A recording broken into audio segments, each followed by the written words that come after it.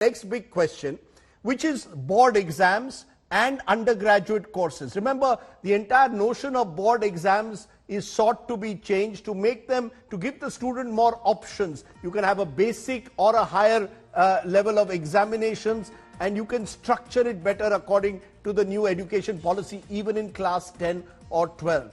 Also, undergraduate courses are being transformed, giving exit options. After the first year, you can exit, move to another course and then return, almost like in the United States. Listening to what Dr. Kasturirangan had to say about the basis for doing this.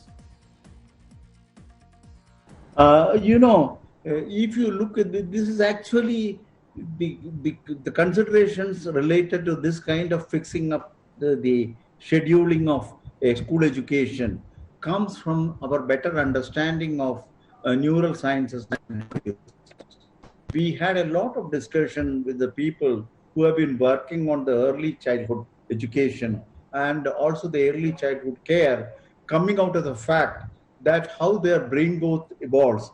So what I want to say is, you cannot have a structured form of learning up to the age of a structured, because different brain growths are at different paces. Right. So we cannot. So that is why we call it as a foundational period, a period where perceptual, conceptual, and subsequently prescriptive, and finally ability to fix up abstract ways of thinking. So there are 4 steps in which the brain growth capability is identified, and the educational structuring and the school level because of this.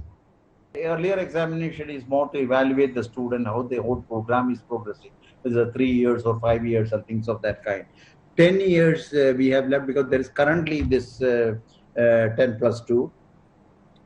There can be a point at which a certain level of education will help you to get into a professional thing. But we finally think a total picture of up to age of 18, which is up to class 12, that is 5 plus 3 plus 3 plus 4. The 4 years of secondary education is the most important aspect of the overall multidisciplinary orientation, where you can also provide for exit options. So we have taken that into account in trying to make sure that on one side, the 12 years, the education at the last 4 years provides the multidisciplinary orientation opportunities for that, and you are prepared for that from the early phase of both in the preparatory as well as the middle school. There is 3 years and 3 years, and finally you also provide an exit option. This is one of the exit options for college students doing a 4-year undergraduate. Dinesh Singh, how do you see this? Do you believe this will transform the way higher education will be taught in this country, or do you believe there are more fundamental problems in the quality of teaching, again, in the way our colleges are? Oh, certainly. There are lots of other issues which are also very, very important. But let me sort of tell you, Rajdeep, that at the University of Delhi, when I was the Vice Chancellor, we figured out that approximately 30% of the students drop out each year. It's a huge dropout rate. Many of them drop out in their second year, and they have nothing to show for their efforts. What we had made as a provision was that they could carry a piece of paper that certified what they had achieved in the university, and within a 10-year period, they could come back and complete their degrees. Their places would be assured. So that was a provision, and lots of, I know the university was also striving to make sure that the dropout rate declines. But there were many things which were beyond our control. Lots of girls from rural areas were being forced into marriage against their wishes and had to drop out of education. So all those things were not exactly in our control. Right. Yet, we made that provision, and it would have served us well had we carried the program through. So I endorse this provision of, an exit option. Of course, they must also always be told that they have this opportunity of coming back and enabling themselves to a higher level. But it's a good issue. There are other major issues. One of the biggest issues, Rajdeep, is to reorient our teachers to cater to the needs and challenges of the program, both at the school level and at the university level. It takes enormous effort before you can get that going. So That's a huge challenge, much more important than the exit option challenge. You know, the challenge of teacher training remains a major challenge. Let's just come to examinations. I'd put some flashes of that. But Rukmini Banerjee, that's been seen in school education.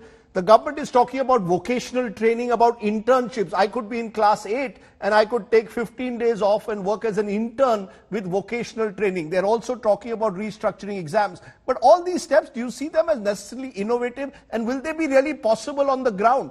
Is our school system equipped to provide these internships and vocational training?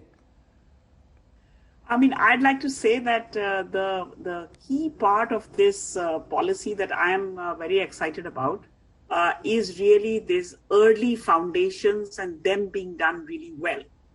While it's been well known for a long time that early childhood education is important, but I think this continuum that you start a couple of years before first standard and then all the way to first and second, this is a continuum and that we need to build it well. And that if we do this, and I think that several places in the document, even in the fact document that came out, it basically said that if you don't achieve this well, then the rest of the policy is irrelevant. So I think giving this centrality to a good early foundation is very important. Now, the translation of this into practice is going to be, there's going to be a lot of challenges. This continuum actually crosses over from different institutional structures, different departments. But for example, there are states in India who have already been perhaps a little bit ahead of the curve. I know in Punjab, for the last couple of years, there's been a pre-primary grade added inside their government primary school system. Himachal has done the same. And they've been already very actively looking about how to really work closely with Anganwadis. Right. Many schools in India have Anganwadis already co-located. So I think this is a great opportunity for people to come together, because this is really one of the, I know higher education is important and a lot of eminent people on this panel, but most people won't get there if we don't start solid and well and make that a very high priority. Okay.